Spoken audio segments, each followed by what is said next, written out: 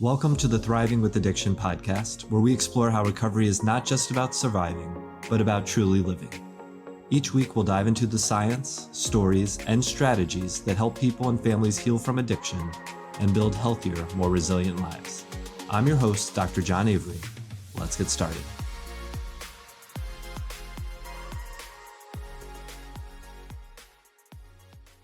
I'm John Avery, and welcome back to Thriving with Addiction. Today, I'm joined by Dr. Kibby McMahon. Kibby is a clinical psychologist, CEO of KulaMind, and host of A Little Help for Our Friends podcast, specializing in helping people who have loved ones struggling with mental health or addiction. With training from Columbia, Duke, and Weill Cornell, she combines her clinical expertise in dialectical behavioral therapy and other evidence-based therapies with personal experience to support families affected by behavioral health issues. Thank you for joining me today. Thank you for having me. And now I've known you as a trusted colleague, as someone who's out there helping families, doing the good work on podcasts, but I'm just starting to learn about your personal story that led you to this great work. And so I thought I'd start there today. Tell me about how you came to be. Oof. Yeah. Um, it's a kind of a crazy story, but my mom in particular struggled with alcoholism growing up. So I grew up in New York, and my mom was from Hong Kong. My dad was American, and they divorced when I was young. And divorce is just like a different thing in Chinese culture and also being an immigrant. So my mom didn't have a lot of coping skills or support. That's how I interpret it. So she had always been both of my parents have been partiers, but she just started coping with alcohol. And it took a long time for me to realize what was going on, right? Because it's like, you don't know. I mean, it could sometimes, addiction could come on gradually and you don't know what's happening, if it's just like a hard time or the person's personality or like the actual substance. But it started when I was 6, and she said that she would be drinking, those handle of vodka, Absolute Vodka. She'd be drinking about 3/4 of those a day. Mm. So she was doing that, and I could kind of tell that she was kind of in her own world. But over time, as I grew up, it got more and more conflictual. We started to have more arguments, and I'd be begging her to stop drinking, and there would be a lot of battles around that. And it got so bad that she started to have really bad health issues. Like, it was pretty scary. She's like in and out of the hospital. Um, there were times when she would go in for some kind of medical issue. Um, the doctors would try to keep her there to detox, and then she tried to, against medical advice, tried to break out. So I have memories of my childhood running down the hallways of Mount Sinai and all those different hospitals trying to grab my mom and bring her back in. So Mm. it was it was just like I was just trying to hold together the chaos. And after a while, she started to get really sick. And actually, I was in Berlin, doing research over there, and I got a call that said that my mom was in the hospital, and I had to come home to say goodbye to her because they were like, she's not going to make it through the night.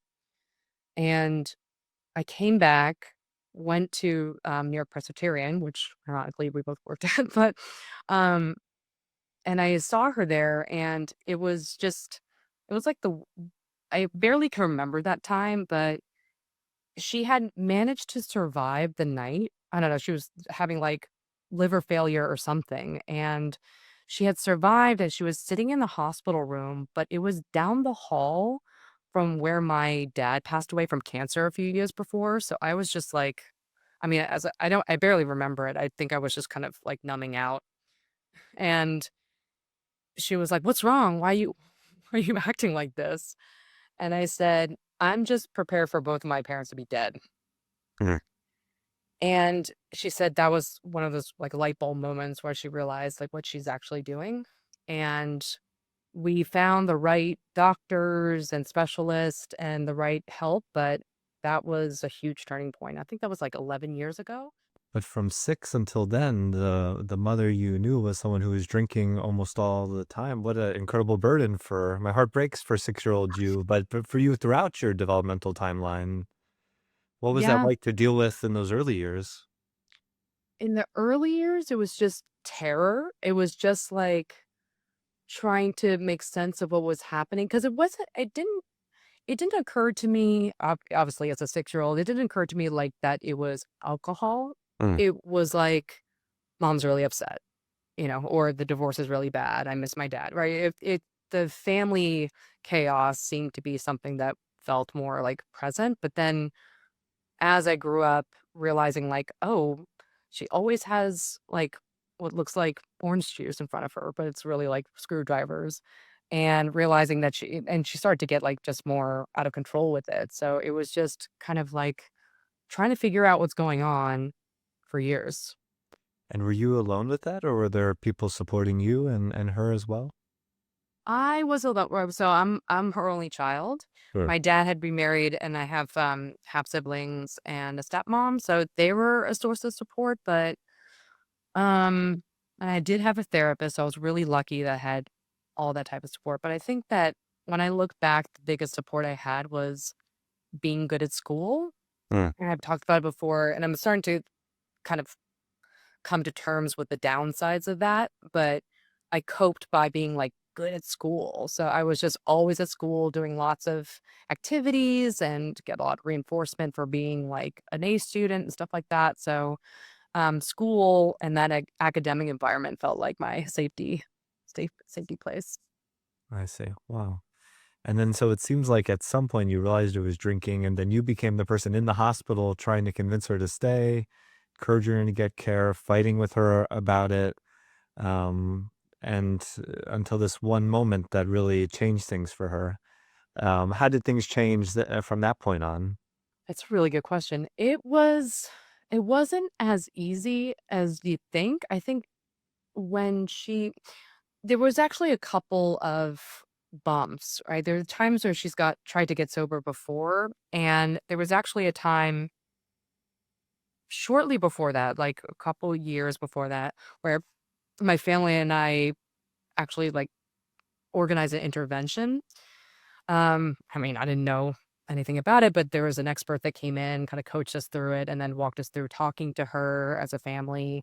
And then she went to a detox center and rehab, and she was sober, and we were all like super excited. But then, of course, she relapsed, and then that time later on was the real like you know over time. But I mean, people who are familiar with addiction know that you don't just feel relief and you don't feel done when they get sober. I don't even know when or if this goes away, but there's always this walking on eggshells hypervigilance because you are familiar with these ups and downs of hope and then disappointment, right? Like sobriety and then relapse. And so the years after, I was always like, okay, she's sober, but you never know. So it took a long time to develop trust and a little bit of sense of security that it wouldn't go back again. Mm. Growing up around alcohol in that way can shape the way you understand love and unpredictability and trust. I mean, even before you had a language for it at 6 years old, and that's your mom. That's such a core relationship. Did it impact other relationships as you were growing up? Oh, yeah. I'm still kind of coping with it now. I'm still, I'm kind of reflecting on everything and how this actually impacted me. And I think it was like really long time of survival mode, like relying on those coping mechanisms, being a workaholic, like being obsessive about school, like always doing homework, always thinking about it, always freaking out about performance. To this day, I'm trying to detox from that, but to this day, I'm still like, "My worth is my work," so it's really hard to, disentangle from that one because the world really likes that when you do well. Um, but with relationships, yeah, I tend to there's a couple I think I tend to gravitate to people who remind me of her, which Mm, is crazy because I've spent all my life trying to, be different and run away from it. Um, but I really am drawn to people like her who's like fun and um charismatic and almost like young at heart. A little bit more like self-involved, like I don't say narcissistic because that's a word that's tossed around, but just like, the life of the party kind of people. And I tend to have similar dynamics like these unconscious core beliefs. So these like um where I'm like giving, giving, giving, paying attention to them, and then I feel resentful that I don't feel the same thing back. So it's taken me a while to just stop chasing those people and stop recreating this dynamic I have with my mom. mm, Um, but then other than that, it's like, I guess I also wasn't aware how much it made me very attentive to other people's moods and mood shifts. I mean, that might be something that I'm naturally prone to, but especially in a household with alcoholism, you're like, just I could I could picture and feel what it's like when I could hear, like I could sense that my mom's having a bad night. Then you're like, "Oh, okay, I'm gonna have to be in this room, I have to do this, I'm gonna have to run, there's all these different calculations that go on in your head, mm. and that's really hard to shake, even in my stable relationships now, when someone's upset, I'm like, "What do I have to make them feel better, I have to do something about it," so, Mhm. it makes me a good therapist. And we'll get into how that informed your work. And there's also always, I hear in your story, the threat of loss. I mean, the risk your mom would pass from her drinking, and then your dad even passed young from cancer in the middle of all this. And so there's a lot of grief about not only the parents that you had hoped for, but also for their lives being cut short very, very early. Yeah. What was it Yeah. like when your dad passed? That was in terms of I mean, that was really tough because um, he was always my grounding, my biggest support system. He did what he could to kind of stabilize and be there for me during all the turbulent times, and um, he had 2 young kids who I'm very close to, and it was sad in general, but it was I didn't realize it at the time, but I was really terrified because he was always the one who, at least in my head, would save me when things got really scary. When things Mm, got really bad at home with my mom, and I lived with her mostly, but when things got bad with her, I would go over to my dad's house and he'd like protect me in some way. So I felt like that protection was kind of gone, um, which might have unconsciously led to me deciding to move to Berlin for 2 years and, be on my own. So it was, like, right at the peak of when I was becoming an adult, and then he passed, and then my mom a few months later had that really bad health scare, so I was it was like it was a horrible year. hmm. How did things develop between you and your mom after that point? They are still developing. Mm, She lives, like, 10 minutes away, and she's very involved in our lives right now. It was tougher than I thought at first because I think that, um if you only really know someone while they're in active addiction, you don't really know what's like them or the drug. That you don't know what's the drinking versus my mom without the drinking. And I I think I had some hopes that her getting sober meant everything would be perfect. We could have like that perfect mother-daughter relationship I've always wanted, feeling like I could talk to her about anything, I could go to her for help or whatever. And the years afterwards, I was mostly away from home. So I was either in Berlin or I was um, in my PhD program at Duke. So I was out of state. And what was hard is I think she really got sober for me. Like she says that, one of the main reasons why she got sober is to be closer to me and, to not hurt me anymore. But that turned into like a pretty intense wanting connection. like, I think she coped with a lot of, like, attachment wounds through alcohol, and then when she's sober, she wanted to, like, talk to me all the time, she wanted to visit all the time, she wanted me to tell her everything and answer the phone right away, and it was really hard to set boundaries and be like, "Mom, I'm with clients all day, I can't pick up the phone." And she'd be like, "Why did I get sober?" So it was really rocky, and there were moments where I'm like, "Oh my god, maybe her getting sober didn't make everything better. Maybe there was, like, problems that had nothing to do with alcohol or the alcohol just fueled." So, it was many, many years of just slowly building up trust, and now we see each other and talk to each other more regularity, but I definitely have to, like, know when I'm overextending myself and set limits for myself, which is still hard. Hmm. Still not easy. And it sounds like you made your way through by pouring yourself into school. You mentioned therapy was a big help.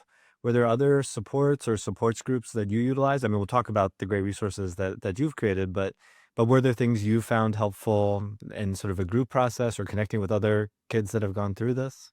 I think the most helpful thing was connecting to other friends and family who've been through something like this. I remember, being young and connecting with some of my extended family who I guess, like, alcoholism kind of runs in my, both sides of my family, actually, but, which terrifies me for having kids, but, um my peers and my extended family also, struggle with someone in their family with, alcoholism, and so it was just kind of nice to talk to them and, um, kind of remind ourselves that we're not crazy because there really is a sense of responsibility or, like, self-gaslighting around that where it's like, "Oh, maybe I just made them maybe I just made things hard for them, maybe if I was a better kid," or maybe they're fine and this is just a bad time. So it was just nice to connect to other people who understood what this is like. I don't know why I didn't go to um like Al-Anon or things like that. I thought about it and I got the advice to do it, especially other people in my family who really benefited from Alcoholics Anonymous and Al-Anon, but I just saw my therapist and talked to my friends and my family about it. Hmm. And then ultimately, you decided to focus your career helping families and in similar situations. Tell me about that decision to, I know a lot of us in this space have, part of what motivated me to go into addiction was having, family and friends who have struggled with substances. For others, it'll push them away from the field. What made you want to dive in more? I actually came here this point in a really roundabout way. So it wasn't direct. I always loved psychology and I was like, "Oh, I just love." I mean, I guess even just growing up in that environment and also growing up multicultural, I always knew that like your psychology and perspective can change your world, right? It could change the way two people see the same thing. So the idea of psychology was just more interesting to me, and I went into psychology research, and I thought I was just going to be an academic, a social psychology researcher. Um, but I remember publishing my first paper and being like, "Now what?" And everyone was like, Great, you just published more." I was like, "Oh man, this is I mean, it's fun, but it's like, is that it?" So I ended up doing things like teaching yoga and doing Thai massage in Thailand. I did a whole exploration while doing research, and I just happened to find my lab at Duke with Dr. Zach Rosenthal doing dialectical behavior therapy. So I more went into it thinking like, oh, emotion and emotion regulation and personality disorders is really interesting. Um, but the more I did, and as soon as I like dove into it, I was like, "Oh, yeah, this is really underlying everything." People having trouble with their emotions and connecting to others is gives rise to addiction and other kind of problems. Um, and I remember being at the Duke, DBT clinic and being a therapist, but there were so many family members and partners and the loved ones who would be calling us all the time, right? Like, "Help, like, I don't know what to do, my wife is threatening to hurt herself." And so we were doing psychoeducation and skill programs for them, and that was so cool. It was such a weird little side project of our clinic, but I got so into it that I launched that podcast for this community, and then eventually when I, you know, finished my degree and started on my own, I was like, there's a lot of things for people who have mental illness or addiction, but the family members and loved ones around them, they also need help and they're focused on the patient, but we could go a long way if the system around the patient actually has some skills and knowledge about what's going on. So, And for those of us that don't know, fill us in on what dialectical behavioral therapy is mhm. exactly.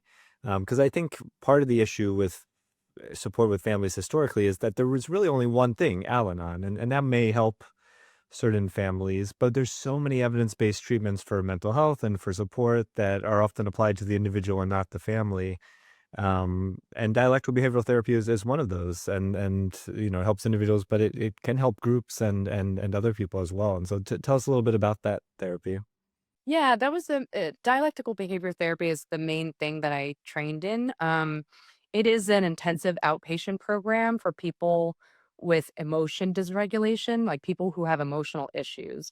Originally, it was just for self harm, but then it branched out to people who struggle in general. So, people with personality disorders, addiction, you know, self harm, overeating, and like it helps people who when their emotions get really big, they don't know what to do with them and they can't manage them and tend to do things that are dangerous.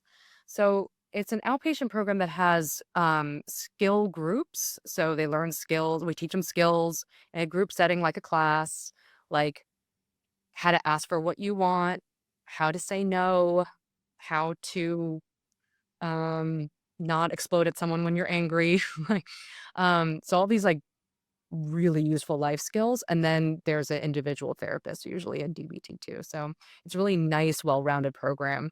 And I'm just a huge fan of it, but I've learned many other kinds of therapies. But DBT was one that really did a nice job of addressing problems with emotions, but also problems with your relationships. Mhm. No, it's such a great tool for people, and some of those skills, yeah, you can teach to families or anyone. You don't have to have a specific disorder or suicidality or some of these things that sometimes people think are the only reasons to learn some of those skills. So it's great that you have that background. How do you stay grounded in your own story, without it letting impact sort of the people that you're treating and helping? Do you find that it bubbles up? Do you share it? How does that play out for you? It's interesting thinking about that as a psychologist. I'm curious at your experience too, but like the experience as a psychologist and therapist and like, a content creator or communicator of science is different. So I'm been talking about my personal story way more now. Lately, um, I've heard we're in what we call a trust recession, meaning we don't trust brands or companies or anything like that because AI and digital and the online, it's just so scary. So people really trust other people and personal stories a lot more. And I found that as a therapist, I learned to just keep everything really close to the vest, that blank slate kind of model, only telling an anecdote if it really helps the client or the DBT class. But the more I talk about my story lately, the more I feel like people who've had similar experiences can resonate and recognize and see themselves in the story too. So um, it's tricky because sometimes I'm like, I don't wanna offend my mom, I don't wanna offend anyone, it's tough to balance both, like, how frustrating that experience was, like, how much I was angry with her, but also how much I loved her and wanted her to get better. So, keeping the nuance in that kind of story is really tough. I don't know how you how you handle it. No, that's so well said, and yeah, I like you, I think initially kept everything very close to the vest, wouldn't share almost anything about myself. I mean, they would see I had a wedding ring, but, never any pictures in the office or anything like that. But, through the podcast and through my other public stuff, people learn, I have kids and some of the reasons I went into addiction and more things about me than historically you would know about your therapist. And I think that I found that it helps more than it hurts. And anyways, it's just something to explore if people have feelings about it and can provide, a lot of insight. Um, I don't think we have to hide as much. And I think your thoughts on the trust recession and how sharing some of ourselves can help build that trust is so spot on. Yeah, it's really interesting. There are moments when it might bias our, like, of course, it makes us passionate about this work, but there are times that I could get biased about that. Like most patients, like, with anxiety and emotion dysregulation, even self-harm or suicidality, like I'm like, okay, I could do this. I could help you in some way. When someone says they are, you know, like drinking every night and also taking Klonopin and blah, blah, blah, I'm like, oh gosh, oh gosh. There's just a moment where I feel like I turn 6 again. I'm like, I don't Yes. know if I could actually help you, which is crazy because logically I saw someone with addiction have a miraculous recovery. So the biggest clinical change I've ever seen was my mom going from like years and decades of drinking heavily to like completely sober. So it's just interesting when that comes up, when I feel that I can't, I just can't, you know. No. Yeah, and it's a good reminder that all of us are human, and I mean, part of our training is learning to sort of identify those feelings and making sure to use them constructively. And but it's a challenge, and especially with things that scare us or resonate close to personal experiences.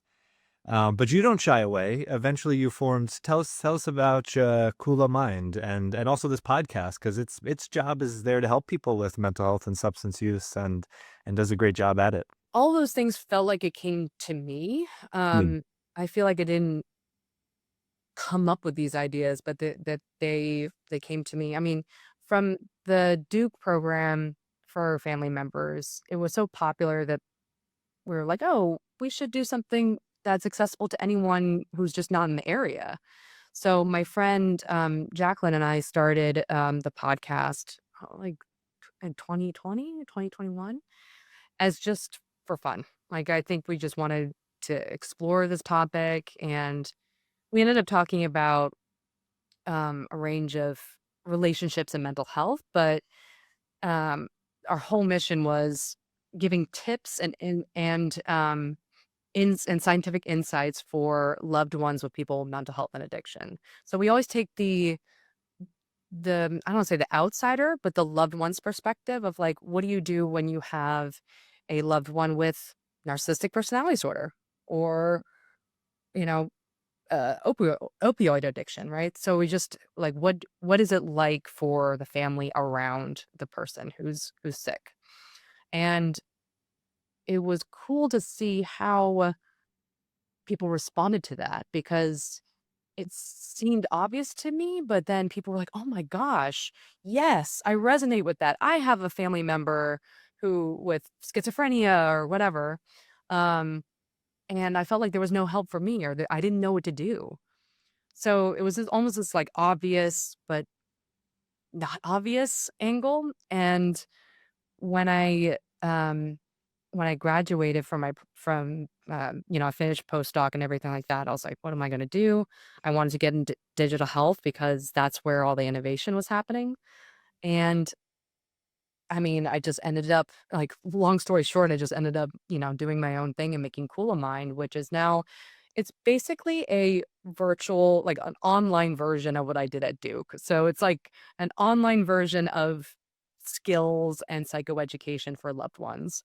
Um, and now I have to learn all the things that we don't want to learn, which is like marketing and business and all that stuff. But it's been awesome so far. No, it's such a good resource, and I think the one thing missing in the mental health crisis and the opiate epidemic and all these things that we're facing is more family support. I think families are so lost, and I mean, I hear even in your story, there's just you hear Al-Anon, but after that, like you don't know where or who to turn to, and so we just need more and more resources so someone can say, "Hey, let me go to KulaMind, let me go to Al-Anon, let me talk to this family therapist, let me see other people my age," and my heart breaks for the kids of all this too, who are struggling with parents or other one, and they don't know if they can turn to folks at school or elsewhere, and so we just need more people like you doing the good work to get as many resources to families as possible.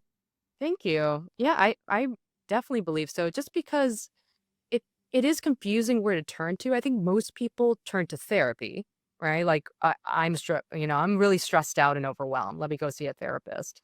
But the people that we've been working with now, they might have a therapist or have been to therapy before, but they're like, yeah, I process a lot of my own feelings and my own history, but I don't know what to do when I need to take, you know, my daughter to the hospital because she overdosed, right? Like there's just it's it's amazing how I was just about to say just mental health, but I think all health. It's like the family members are the frontline, providers, right? They're the Mhm. ones who are seeing when someone's about to relapse or go into an episode or not doing well, right? Like you can always tell when mom is having a bad night because like things are a little messier, or her tone is different. So the family members are the ones who like really next to the patient and have to like bring them to the right place, the right ER, the right therapist, and who who knows how to do that? I mean, that's crazy. That's so much responsibility. I barely know how to do that. We trained in this, right? Like, Yeah. No, there's so much confusion, even still, but it's nice that they have a trusted resource in you. What else should we know about Cool Mind? So tell us a little bit about if someone comes there, what they would expect to find. yeah, me first of all. Well, so basically, I teach a live group call where I basically teach a different skill every week. And it's all virtual. It's all on our cool little app. So I teach that course, and that's the meat of the program, teaching like how to regulate your own emotions, how to take your loved one to the hospital, right? All these different like basic skills. And so we do it in a group, but then there's also the option to work with one of us one on one to have that the extra individual support. And then I'm also loading it up with a bunch of self-paced resources like scripts for what to say to validate your loved one's feelings when they're starting to get upset, or here are a list of crisis resources, or I'm just making one right now of like a self-paced course on how to manage when someone is like an emotional outburst when they're like screaming or, gonna overwhelm, like what do you do? Like what are skills to de-escalate the situation and stuff like that. So yeah, just a mix of any kind of support that I could think of to help people. I hope that conversations like these and over time people recognize how communal mental health and addiction really is, right? Like we're our medical model is so focused on one person having the Yeah. disease, right? That one person gets a treatment, and then everyone else can kind of come to a session with them and get a brochure and go home, right? But it's really amazing how one person who's struggling actually means like a whole system, a whole family is struggling. And it's been so interesting to talk to other people who've been where we've been. And they're like, yeah, I have struggled with it, but I probably needed help, but I was just so focused on them and getting them sober and getting them treatment that I just tried to survive. And so just trying to think about like that one illness is not one illness, that everyone suffers from it from a different perspective. So I don't know. I think I'm just trying to get out that mission that mental illness and addiction are more like family diseases. Mm. Well, your story, your career, what you're doing is so inspiring, and I appreciate you sharing it with me and with us today. Thank you for having me. Thanks for listening to the Thriving with Addiction podcast. If you found today's episode helpful, please follow and subscribe wherever you listen to your podcasts and share it with someone who might benefit. You can also connect with me on Instagram, LinkedIn, and YouTube, or visit thrivingwithaddiction.com to learn more. Stay tuned for next week's episode, and remember, thriving is possible.